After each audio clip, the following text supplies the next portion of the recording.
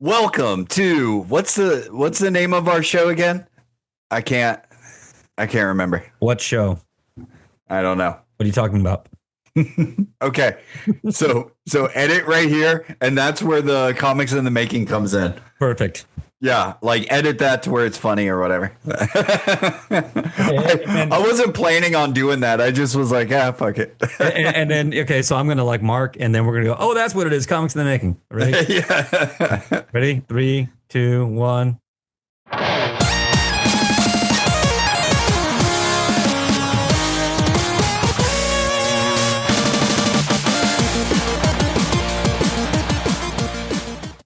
All right. Comics in the making. Comics in the making. Yeah, that was it. I completely forgot. My name is Ryan Holgerson. I'm the creator of Slackmatic, and I'm joined, as always, by Levi Erickson, the creator of The Big. Levi, where the hell have we been? All over. Yeah, we kind of have been all over. Yeah. Yeah. So the summer's been wild so far. I'm gonna just hit my master. The summer's been wild so far, and as of time of recording, it is the middle of July. I mean, we are about to hit, the 2-week mark in July, and we have a lot of miles under our feet. We have a lot of pages in completion, and we have even more stuff to talk about as we get into it today. I guess, Ryan, we're gonna kind of like refresh and review, reset, just kind of get everyone caught up on what we've been up to since the last video. I know it's been a while, but like we always say, when it comes to the show or our comics, the comics take priority. So let's go back. Let's get in the Wayback Machine, Ryan, and let's. Yeah, I probably. Yeah, well, I mean, what do you remember the last time that we? I was going to say, I probably should have checked what our last video was, because I don't even remember. I know. Bring it up. We've shot like 2 other videos, which we haven't released yet, and that's just kind of how hectic it's been. That was, and even that was probably back in May. I don't even think we tried to shoot a video at all in June. No, we've not able to, because me myself, I've been on the road almost all the time. Yeah, not to mention the conventions and all that stuff. So yeah, so no, we've done at least 2. Well, I've done 2 shows since the last time we talked. We did Tryon Comics and Arts Expo in Tryon, North Carolina. Me and you did that, and we did that with a bunch of our buddies from Sketch Charlotte. Herc was there, Jeremy Massey, yep. Henry Udy. We had a great time as a first year show. But the town was beautiful. Went to a suspicious pizza place that was good, but we'll probably never go back again. Yeah, offline, I'll talk to you about how surprised that's not become a Slackmatic story yet.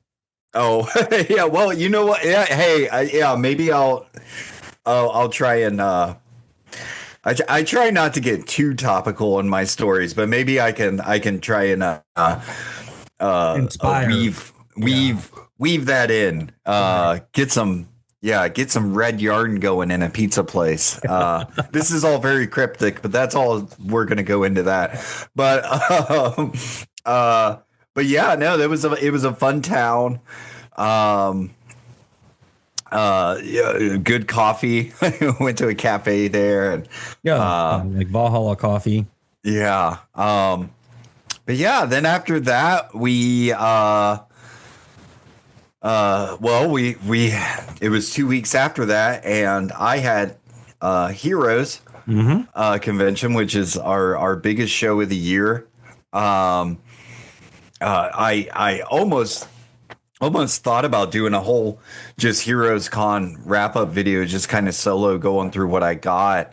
But honestly, I mean, I really didn't get a whole lot of stuff.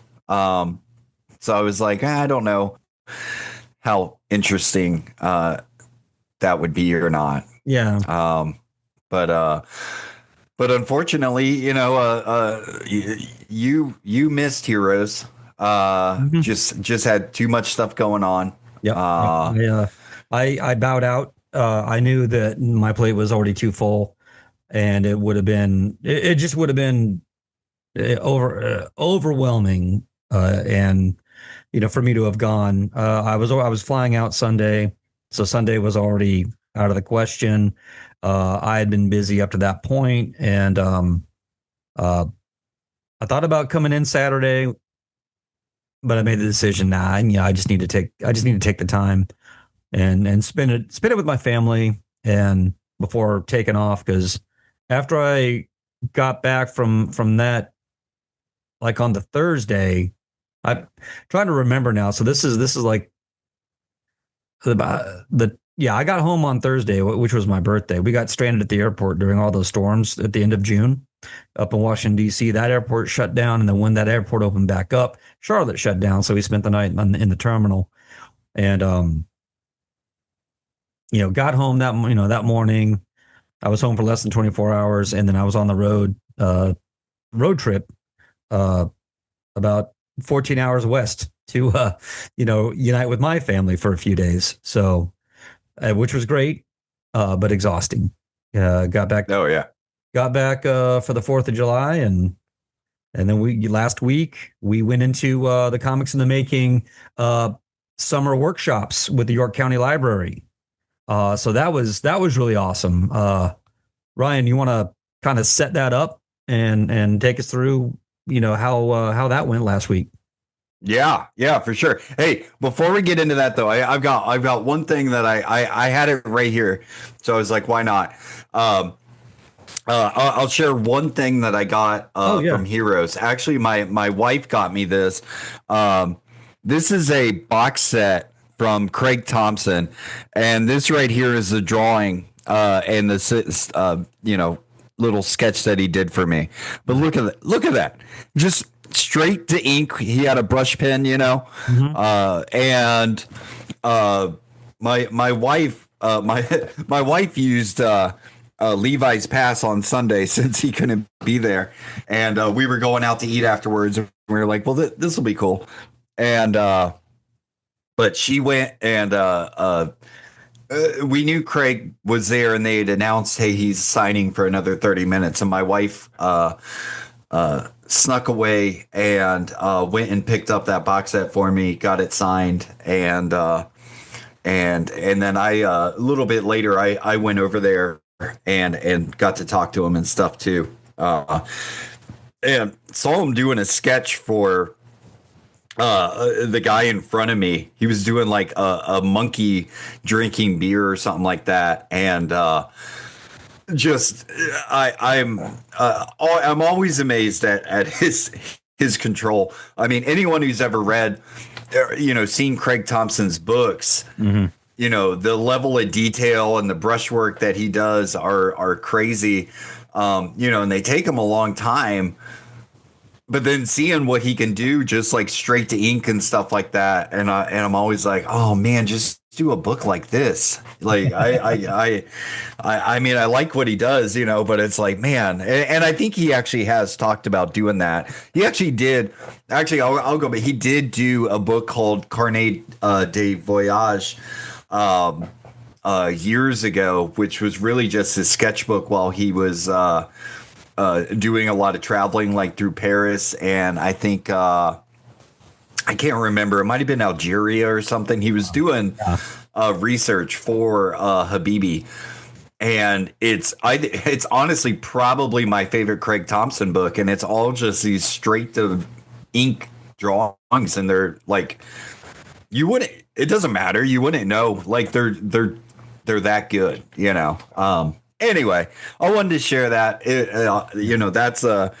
That's an item that I'll be hanging on to, for the rest of my life. I don't seek out a lot of, like original art and stuff like that, but when I can get some from people I really admire, it's great.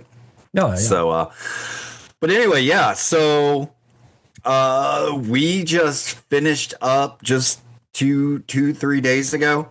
A week long residency at the York County Library, doing a comics construction class, and we went to a different branch every day, Monday through Thursday last week, and for probably a lot of our audience, well, maybe not, I don't know.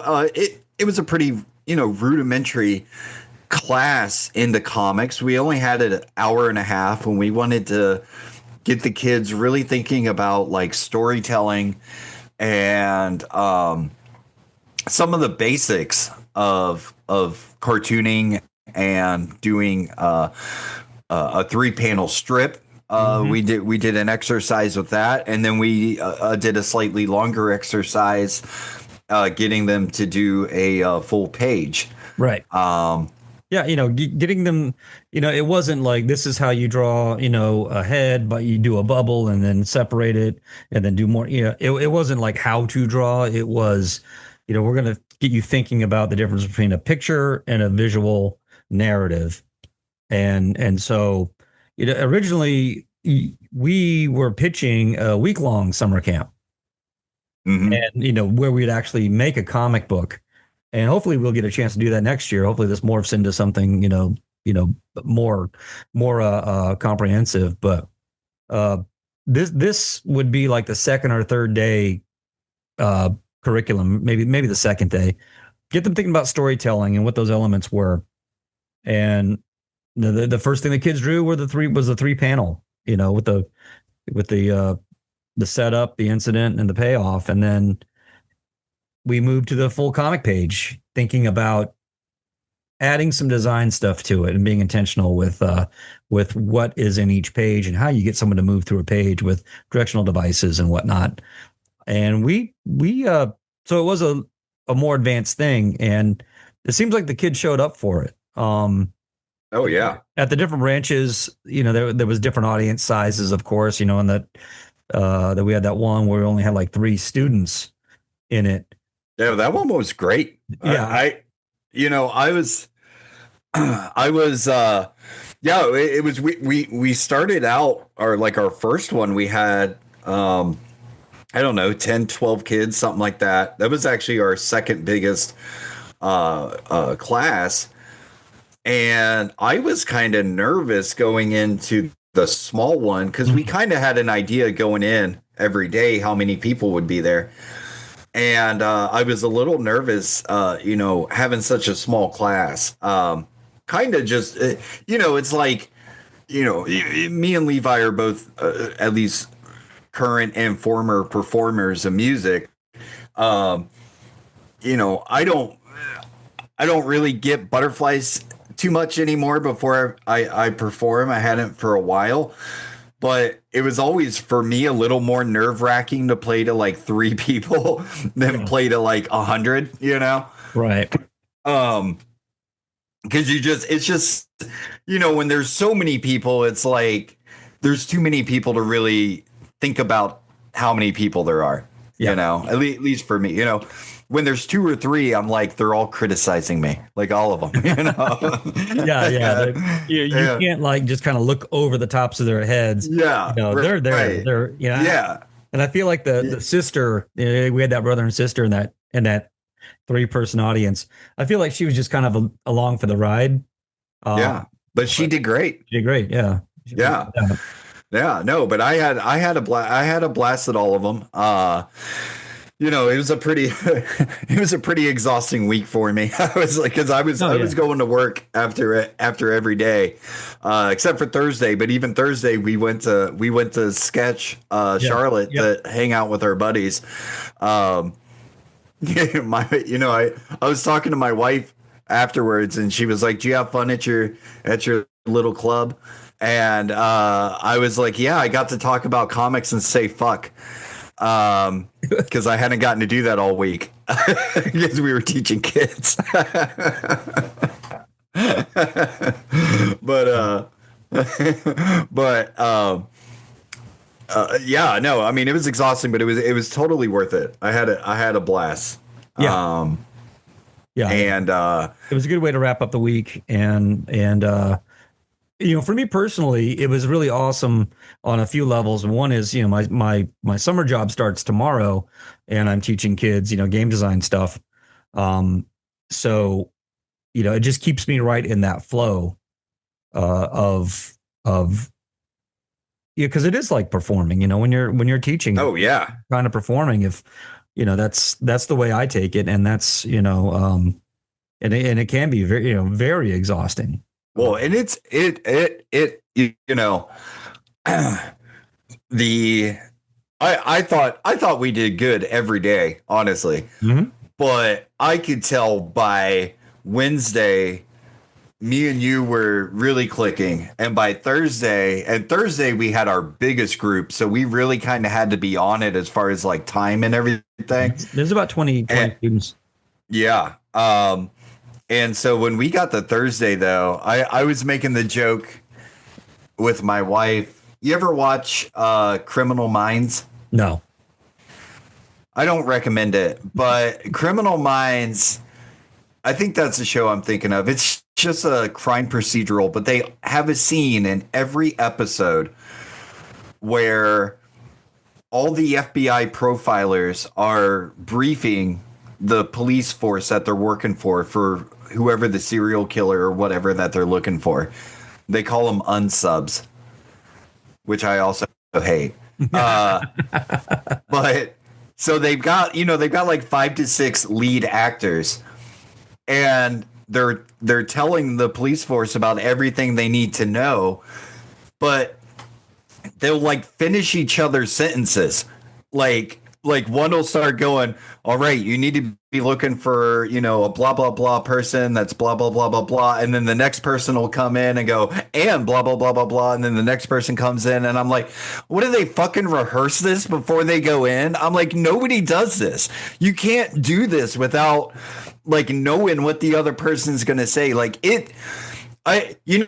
That's the problem with being a writer sometimes, is it takes me out of stuff all the time. And so when I see stuff like that, Yeah. it takes me out of the show. I'm like, because it's like I can deal with a certain level of realism and unrealism, but like that, it's just that. Anyway, I was like, by Thursday, we were like the FBI profilers on Criminal Minds. Like, we were finishing each other's sentences and doing that, and it took us 4 days. Criminal Minds. You guys just don't walk in there and start profiling and finishing each other's sentences. Okay, get your shit together. But yeah, no, it was great. I mean, and honestly, I mean, I would love to teach this class again that we had. I know we have. Not just like a week-long idea, but we've got a few other ideas kind of churning too, for slightly longer but shorter classes. But I really felt like getting the rhythm of this one down, that I'm like, well, I feel like if we had another event or something like that, we could just, jump right in with this, and like me and you would be good to go, No, yeah. So we can get that to evolve into something, something more. I mean, how nice would it be if next summer we do the week-long thing at all 4 branches? Oh God, Jesus. No. So, well, I mean, that might for you, for the teachers on this call who have a summer off, it sounds amazing. That sounds really good. For everybody else, that kind of sounds like hell. But no, I would totally do it though. I'd deal with it. That would be fun. Maybe not back to back. We'll see. But I think we're definitely going to be doing another Halloween themed workshop, cartooning workshop. Oh, I'm sure. Yeah, no, I think, yeah, it sounded like they had all intentions to bring us back. So, no, it was great. Had a blast, had a total blast. So, and it really, coming to the end of the week, and I was kind of reflecting on honestly everything we just talked about, and was like my my life for the last month has been comics, comics, comics. And my life's already mostly comics, comics. Yeah. But having the class and 2 shows and going to sketch, and then of course working on my regular comics that I put out every couple weeks. I was like, wow. And it just it honestly filled my heart, because I was just like, I mean, that's really what I want. I mean, that's kind of the dream, it's not, and it's not necessarily to like the dream to like, oh, let's make a living at it. Which it is a dream, but just having that much stuff to do around comics, whether I was making a lot of money or a little bit of money or whatever, was just great, Yeah, and then again, it's like, what does doing comics for a living, I mean, what does that look like? Does that only look like one thing? Or does it look like, are there different takes on that? So I think about, my experience in the game industry, and, I don't work for a game studio anymore. And I don't necessarily make my own games, but I'm teaching game dev to people. So yeah, I'm in the game industry, in that sense. And yeah, making money with comics, oftentimes, I mean, the largest example is that you are creatively involved in some kind of published work that gets out in the world. But, what about someone who teaches at an art school, sequential art? They're working in comics, even though their paycheck comes from SCAD or wherever. So it's, if we're teaching comics to kids and they're taking it, where they go, we're in comics, that's what it looks like in this example, a portion of it anyways, yeah, we were talking about that, at Sketch. We were talking, we're talking with Jonathan. Yep. He's always doing shows all the time, and he was breaking down, what that, look like, and how that works, and for him in what he does, and that's a component as well. If you want to make money doing your comics and selling them, that's hard. That's hard to make that living out of just doing that. You're going to have to find another component to mesh with it. The guys that should be, spending their retirement at home, they're still traveling around, getting $10 an autograph for a reason. Yeah. Yeah. I was listening to I think I've mentioned this podcast before, but I was listening to the Dark Art Society podcast with Chet Zar, who's he's a dark artist, but he does a lot of really cool, yeah, like it's funny because they talk about this on the podcast, because a lot of these artists, they do like dark horror type material and stuff, but they're all like the nicest, sweetest people in the world, like wait. Are you saying that you can, if you write about a serial killer, that doesn't have to mean that you yourself are a serial killer? I know, it's weird. It only had to come from exactly who you are. Wow. I'm really a Bigfoot. Wow. This is like ripped from the comment sections of all of my comics. Anyway, we could do an episode on that alone. Oh God, we could. Anyway, derail your thought. Dark artist, nice guy. Yeah. So, but they were. I forget the guy he just had on the show, but he just in the last like year or two actually went full time as a artist, and he's a painter, so he's selling original paintings and but mostly prints and stuff like that. Like he does a lot of shows he does comic conventions. He'll do comic conventions and like those oddities and curiosity expo that'll go around. They come to Charlotte. I mean to go every single year, and every year it comes, I don't have a ton of money that I know I'm going to want to spend there, so I never go. What do they come in February and March or something? Yeah, it's always February. It's always like on the weekend of my birthday. And my wife's always like, go for your birthday. And I'm like, yeah, but I want to have a serious chunk of change to go and like buy some crazy stuff, And I just never do. So anyway, so they were, he was talking about, the ins and outs of being a full-time artist now. Both of them were, because Chetzar is a full-time artist, and and Chetzar he's a pretty widely known artist for that kind of stuff, that kind of lowbrow fun art. I hate to call it lowbrow, but that's what it's called.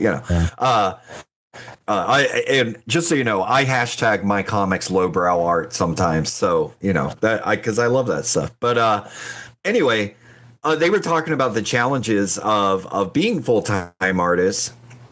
And Chet has mentioned a few times that he really applauds the people that have a day job and are doing it. And he was like, I get it. Mm-hmm. He was like, because you got that, you know when that paycheck's coming in. He was like, I don't know when I'm going to sell another painting. I don't know when I'm going to sell another print. Mm-hmm. Everything is just hustle. Yeah. For me. But beyond that, beyond the financial speak of it, he just thinks, and I agree, and this kind of goes back to a quote we've used before from well, dang it, now I can't even remember who wrote it, but it doesn't matter. But just anybody creating art is better for them. It's better for us. It's better for society. Yeah. Creating something, I really think opens up something in you. Yeah, of course it does. And I think if more people did it, it doesn't have to be comics. It doesn't have to be painting. It could be crochet. It could be whatever. Mm-hmm. Make a bench. But going through that, I just think it makes you a better person.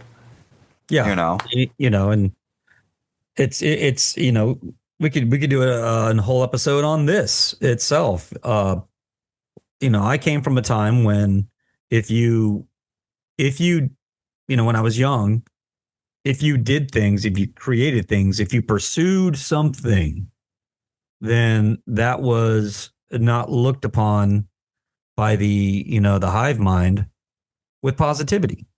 Yeah. People are, kids are always looking for a reason to get under each other's skin, and the whole survival mechanism of, well, if the attention is focused on someone over here, no one's going to be looking at me, type of psychology. But it just wasn't valued. It wasn't valued from an administrative level. It wasn't culturally valued, in the 80s and beginning of the 90s. It was maybe the 90s started, pivoting more towards, go out and do something. Oh yeah.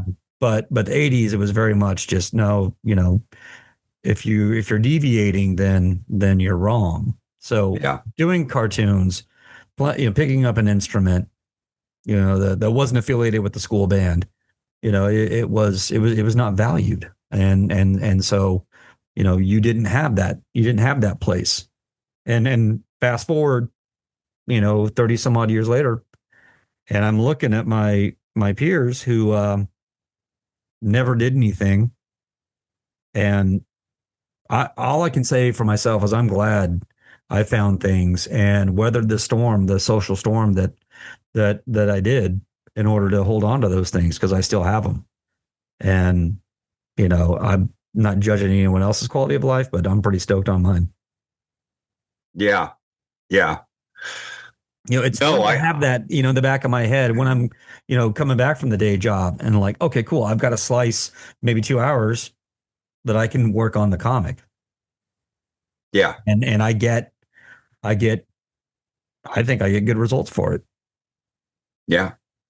Well, I mean, I mean, I'm sure you feel the same way, but just the act of creating something and then putting it out into the world, which again, I think, well, I don't know if we released the episode, but I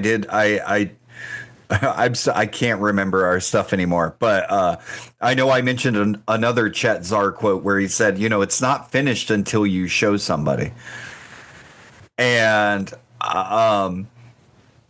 doing the work that we do and putting it out there, and then getting to hear the reaction of people that it really touches, and we got that this week. Yeah. Also, because we've met some of these kids before. That's right. That we were teaching and stuff like that. And I know especially Thursday where we had a bigger group where we've kind of done more at that branch. Well, not kind of. We've done more at that branch. 100%. But we both had kids, coming up to us and talking to us about our comics because they've read them and they knew them. Mm-hmm. And that alone is like, and it sounds so cheesy and stuff like that, but it's totally, I mean, that's why I do it, to get that kind of reaction. I mean, I had, his name's escaping me, but I had someone come up to me, at the end of Friday on here at Heroes and was just like, I've been following your stuff. I love what you're doing. I've even started watching the show, so maybe you're watching this right now. And he came by the next day. I told him to bring he had a book. I was like, well, bring your book and I'll trade with you. Mm-hmm. And I traded with him the next day. And I said, hey man, you really made my day yesterday. And I wasn't blowing smoke. He really made my day, getting to hear that, from somebody. Yeah. And so, and some of those kids that we had in the classes, I mean, they came in, some of them came in with a really good background already and were great at doing what they do and have a lot of other ideas. You can tell they're nurturing ideas and they're trying to find that space where to put them. A lot of the, I think overwhelmingly, a lot of the kids really had that in mind. So, and I'm here for it. I mean, that's obviously, that's what this does, and that's what this is, and that is maybe, the next, or what Comics in the Making is morphing into. Because when the whole thing kind of started, I was just going to document me getting back into comics and making the big, just kind of every step of the way, hence the name. And then you got involved, and then it was kind of like, kayfabe on, from Wish, for a little while. And then now it's taking on a different tone, a different tack maybe. And,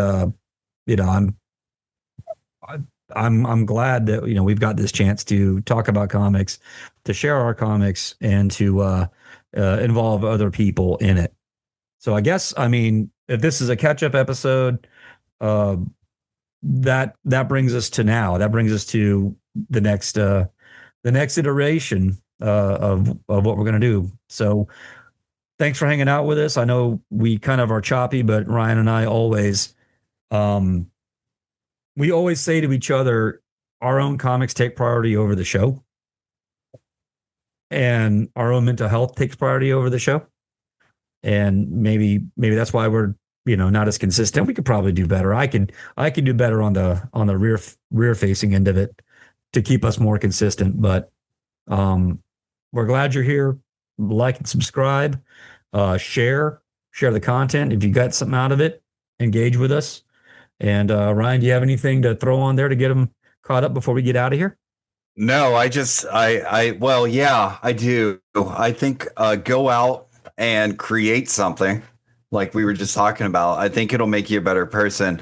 Just remember that once you start writing and really getting into it, you might start ruining procedural crime dramas, and you might start just taking you out of the show. And so that is something to keep in mind.